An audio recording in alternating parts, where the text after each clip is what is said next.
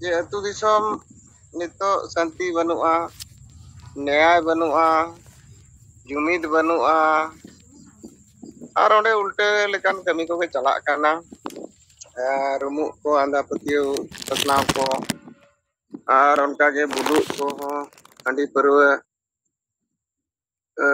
रिया आडा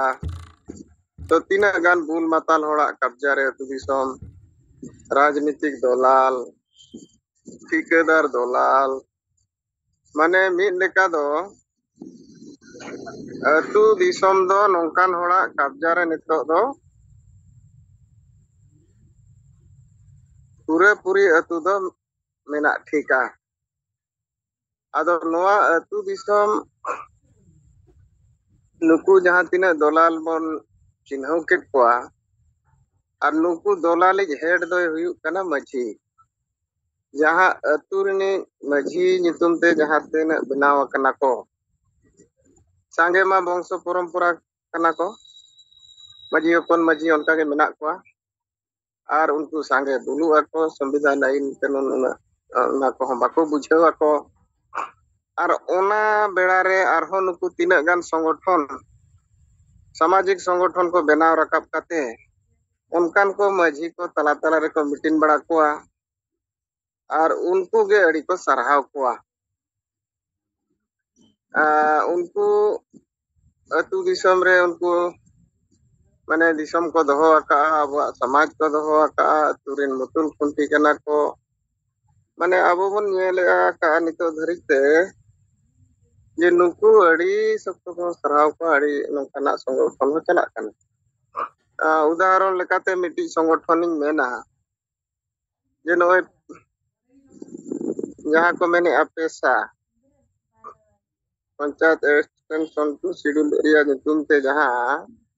1996 रे जहां कानून बनाव लेना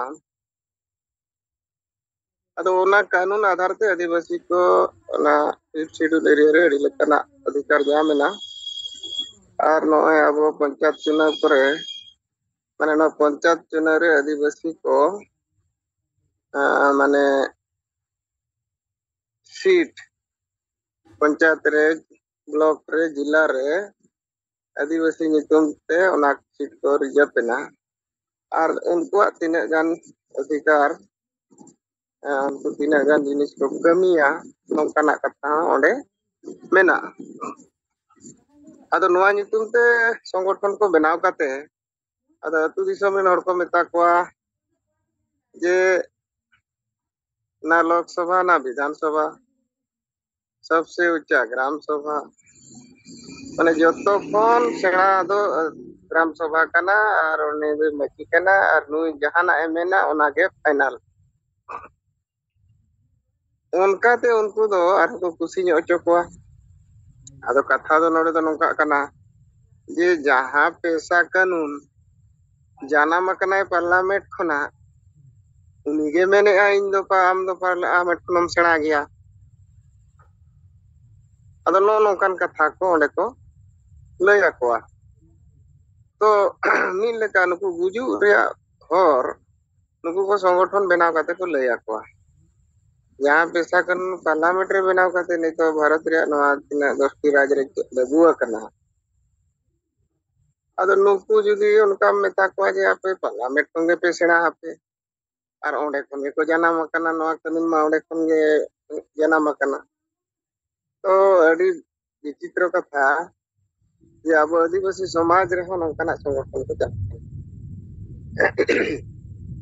आदो संविधान बाबन मनावा जनतंत्र बाबन मनावा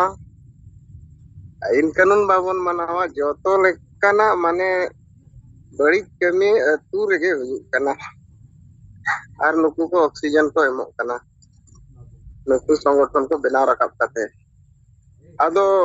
नोओ जो नुना मारांग मिटी सिस्टमेटिक चला कना समाज रे माने समाज गगोज लगन आदो नोआ लगन खाली मिटंग दिसम गमके नोंकाना अबो मिटी हथियार बनाव काते अबो एमात बोना ये माझी बन बदल को अतु बन बांचावा ᱟᱫᱚ ᱱᱚᱣᱟ ᱨᱮᱫᱚ ᱱᱩᱠᱩ ᱡᱚᱛᱚ ᱠᱚ ᱴᱟᱨᱜᱮᱴᱚᱜ ᱠᱟᱱᱟ ᱱᱚᱰᱮ ᱫᱚ ᱡᱮ ᱢᱟᱹᱡᱷᱤ ᱢᱟᱭ ᱴᱟᱨᱜᱮᱴᱚᱜ ᱠᱟᱱ ᱜᱮᱭᱟ ᱢᱮᱱᱠᱷᱟन नुकु जहाँ तिनाक के नौका तो मीटिंग सिटिंग बढ़ाए ताहन और नुकु बांग बुझे कम ऑल पढ़ाव हर को एड़े बढ़ाए को ताहन नुकुआ हो नोडे दुकानदारी चाबाक कना एनखान दो नुकु हसु दो हसुइत पुरे हो मेनखान जहाँ लेका विचार बन पसनावेआ नोआरे नुकु ठन जवाब चेन हो बाय ताहन कन चिकाते समाज में जतो हड़ा कान गया जहाँ जहाँ संगठन रगे मेनाय जहाँ नोआ को भाई कुसिया कर हो जाती ना गे मेनखान हाता भाषा जाति धर्म मा नोआ मा संगल अभियान समूह बाबांग कना नोआ मा समाज रे कना इने खान नितो दो अडिगान नोआ को बुझाव को इदी केखान को हर को नितो दो नोआ को अडिगान के नोआ रे विरोध तो कोमेना बनु लेका गे अदो नितो दो आबो आदिवासी संगल अभियान जहाँ तिनाक गे कमिया लेटर को मेना बना आबो तिनाक मात्रा रे नोआ आर हबन प्रचार प्रसार दाड़िया खबर दो सेटर अकन रेहो गे ओना कमी रे ओले बांग परिवर्तन धाबी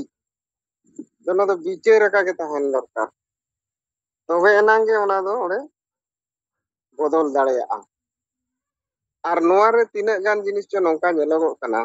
जहाँ तिनाक समाज रे कुसंस्कार बखन बड़ी जिनिस नोए होला गे पंडित रघुनाथ मुर्मुआ जन्म माहा मनाव हुईना उनका माड़ीगान सोशल मीडिया करे हो नेलेना और ओना साथे पेपर करे हो ऑल बड़ा के को नते उड़िया पेपर करे हो अड़ीगान छपायना जे पंडित रघुनाथ मुर्मुआ जन्म माहा 5/5 रे हुईना आ जयंती लेकाते को मनाव किया और ओंडे दो चेत बांगा रस्ते एने सेरेन हुईना ओकारे ऑर्केस्ट्रा हुईना ओकारे ड्रामा हुईना और ओकारे दो एने सेरेन जे हुईना निना धारा गे आदो मिटे रघुनाथ मुर्मू जन्म माहा रे दो निनिया गे ताहे कना नोआ जन्म माहा मनाव रे दो आदो नोडे अब जुदी बन बिचारा नेला बन जे पंडित रघुनाथ मुर्मू नितुम ते अड़ीगान समाज रे जिनिस बांचाव मेना मित दो बन मेना जो जो हांडी कथा बो लगातार समाज रे बिचार बन एमे जे नोआ दो निसे कना नोआ दो समाज लगन ते परिवार लगन ते हानिकारक दिया और समाज रे सांगे हर दुल को तहन खान समाज जुदी निसे तहन खान नोडे दो बेसा दो जे लेकारम गलमरावा एखान नोरा विचार लगातार अब संगल अभियान पक्का कोन अब गमके ते नोआ बन रोड कना अदो नोआ रे परिवर्तन दो अड़ीगान गे नेलोग कना मेनखान नो जो पंडित रघुनाथ मुर्मू नोडे को सामांगे कना तो नोआ रे नोडे मिटी समस्या अड़ी मरांग नोडे मिटी बोल्डर लेका मेना और उनका गे राजनीति कथा नोडे समाज रे बाबन राजनीतिया नोआ हो मिटी अड़ी मरांग मरांग समस्या और नोआ रे दो शिबू सोरेन जहाँ बो मेनेया सरकार मुक्ति मोर्चा पार्टी चालू का है तो नुई नितुम काते हो अड़ीगान हर नोआ कथा समाज रे को प्रचार प्रसार या जे समाज रे दो बाबो राजनीतिया समाज रे कथा नोआ दो बाबन रोड़ा आदो अड्डी सख्तो नोआ हो गमके अयुरते अब सरना धर्म को संताली राजभाषा नोआ को रोड के खान तो उनकाते नुकु हो बाई बाईते बदल को एहब किया नेल के को दिसम गमके सलखान मुर्मू चेत रोड काते आदिवासी को गाते कोआ अदो उनको को बुझे नाम किया जे बांगा जे संताली राजभाषा सरना धर्म को नोआ को रोड कना और समाज रे बाबो राजनीतिया जहाँ नोआ को बुजुग कथा कना समाज रे हो राजनीति रे कथा दो चर्चा लगती मेना ओना हो को रोड कन नितो दो को रोड को एहब किया नोए किछि मांग रे Nito jahan Champai Soren Jharkhand re Mukhyamantri menaya. Ini miteng ASEKA कार्यक्रम re hej lena Mayurbhanj re na Besipur se re. Ado uni noa kathay men ke ado abo ko nito do rajniti re galmaraw bon galmarawa. Rajniti re juru mena rajniti re faisla ado ote rol rol ko huya ko kan ya. Nongkana udaharon ko samaj re bon nyelea. तो समाज रे जुदी परिवर्तन हुआ एनखान ओना विचार ते हुआ और नो विचार जहां कथा सामांगो कना जे मजी बन बदल का अतु बन बांचावा बदल रे उद्देश्य दो हुई कना अतु बांचाव और अतु बांचाव दो चेक लेकारे अतु रिन होड़ा धर्म अतु रिन होड़ा भाषा अतु रिन होड़ा अकाशा नौकरी चाकरी रोजगार मान सम्मान इज्जत आबादी जतवा तो ओडे जुदी बाय विचारवा एनखान ओको हेज कते ओकारे विचारा एटा हर को विचारा तो नोआ कथा दो नि बांखान दिनंग बुझे तेगे हुआ आदो नोआ विचार दो सरीगे जुग जुग लगिन नि डोडेक लगन दो बांग कना नोआ समाज 30 खना मजी परगना व्यवस्था मेना अतु पिछि मेना और जहां रेगे अब आदिवासी मेना बना ओडे गे मजी परगना व्यवस्था ओडे गे मजी मेना ओडे गे नायके मेना तो संगठन लेकाते नोआ जदि बन नेला जतो गे नोआ व्यवस्था रे मेना बना और ओना व्यवस्था रेगे अब नोआ मिटि नुना मारंग कथा मिटन विचार रे क्रांति नोडे हेजना जीवन बदल को अतु बन बांचावा तो नोआ दो जतो दिन लगिन जुग जुग लगिन नोआ कथा ताहेना और नोआ दो उयहरआ जे मजी बदल रे उद्देश्य दो हसा भाषा जाति धर्म बांचावा बन जुमिदोआ बन जुमिद कते आबो जतो लेकाना संविधानिक अधिकार आबो बन हामेट दाड़े नाम दाड़े आबो तो नीने कथा के जुदी समाज रे स्थापित ना एनखान विचार हो स्थापित ना और विचार साव सावते विचारिए मेन दो दिसम गमके सलखान मुर्मू नोडे स्थापित ना तो जुग जुग लगेन नोआ जाति जहां ओना न्यूट रे ताहे कना ओना न्यूट खन मार्शल से चला लगन मिटी दर्शन आदिवासी समाज को नाम दाड़े और नीने दो को विचार दाड़े गया आदो नोआ कमी अबो अड़ी बेस कमी बन कमी कना नोआ अबो सानाम कोगे अबो बुझो लगती कना और नो जहां कथा मेन के जहां तीना महापुरुष को अबो समाज रे को हेजना जे नुकु पंडित रघुनाथ मुर्मू को नवा कथा दो चेत हो बाको मेन ले ऑल चिकी बनावत बनाए अबो भाषा ते मिटी चिकी रे लगती ताहे कना ओना दो अड़ी बेस कमी कना और ओनाते मिटी भाषा रे उपरूम माने भाषा रे मिटी मिलेका बन मेना चिकी बनावत बनाए ओना लगन दो अबो गुरु गंके हो मन बन एमाय कना और गुरु लेकाते और उनी हो अबो समाज रे मिटी महापुरुष कान गया मेन खान अड़ीगान जिनिस नोंकाना तिने गान जिनिस चो कंप्लीटली माने समाज बांचा लगिन कथा दो बाय रोड से दाया ताहन तो तेहेन सामाजिक राजनीतिक धार्मिक आर्थिक जहां तिने के जुदी लगती मेना तो ओना दो जतो कथा नितो अबो दिसम गमके सलखान मुर्मू से हतते नो जो विचार बन एमेआ अब नोआ विचार तेगे आदिवासी समाज दो बांचावा बांचा मा बाय बांचावा मटी मानवा लेकाय बांचावा चिकाते मित जहां बन नेलेआ दिसम रे जे नोडे राजनीति ते दिसम चला कना और आदिवासी अब मित अड़ी संस्था रे मेना बन गया माने होड़ दो मेना बन गया kan बुझे बांगा विचार बनु अनि और उल्टा विचार मेना बाबो राजनीति या समाज रे ओना कारण ते अब नोका बन बुझेया जे अबो दो नोआ को बाय गानो पाले अड़ी आट गया पाले अड़ी बन कम गया पाले तो अड़ी लेकाना कथा नोआ को अब अबोरेन होर को मोने रे नोकाना शंका शंका हुयु कना तो ओना रेया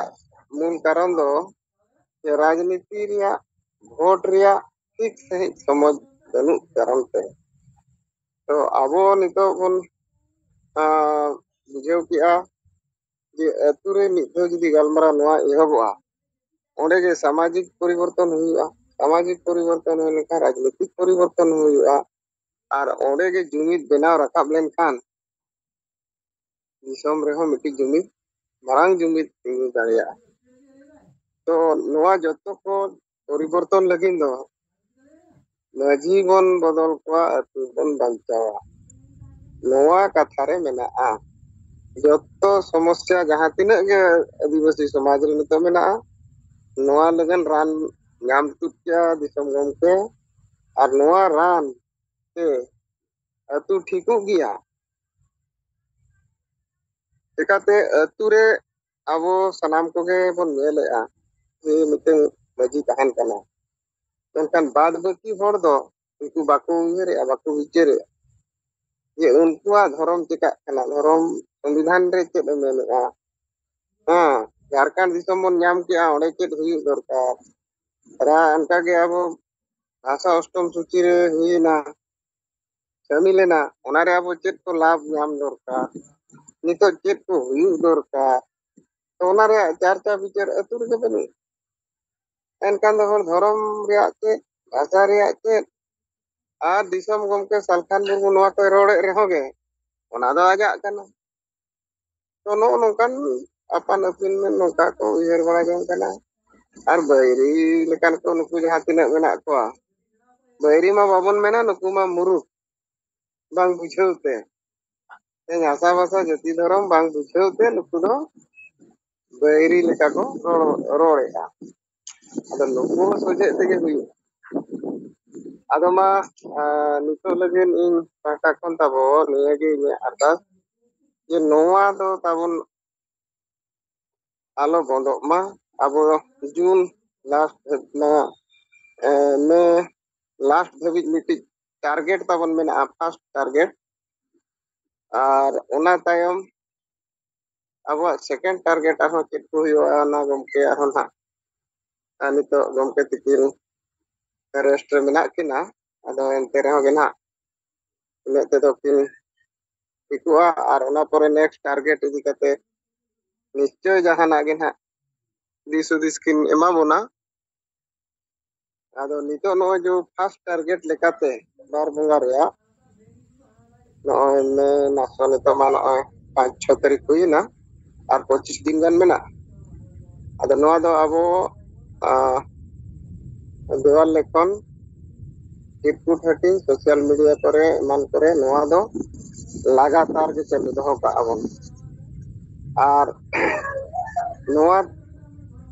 तेहेन अबो मान लिया मिटन भीतर बन ऑल कदा तेहेन ओना बिचारो रे अडिगान होड़ा बहो रे बोलो लेन गापा ओना बिचारो गया ना कथा के उनका ना नोआ दो ओना दो बाय बिचार लेखन बको ताहा दाड़े अदो नोआ कमी जे आरो मा बेस लेका जे लेका रे बन भाव दिया ओना लगन सलाम को अबो कुरुमुट रे तहन दरकार और नो सेंगल कोड को अबो जहां मंथली मेना नोआ को बिल्कुल अबो ध्यान रे तहन दरकार जे अबो संगठन अडी मरांग संगठन नो आदिवासी बांचाव रे कमी रे मेना बोना और ओना लगन ते बुद्धि दाड़े साथ साथे उड़िया दाड़े या लगती मेना और नितो दो जहां तिना गे आदिवासी संगठन को अबो समाज तला रे चलू कना अब बन गेले हाड़े नाड़े खन चांदा हाड़े नाड़े खन पुसे कते तो मीटिंग सीटिंग बड़ाया अदो उनको तो समाज रे सरी कथा दो बको रोड दाड़े चेदाते आम जुदी जहां ठेन खन टाका पुसे कते मीटिंग सीटिंग ना एनखान उनी बड़ी जिन होय बाम रोड दाड़े एनखान आबो दो अड़ी ईमानदार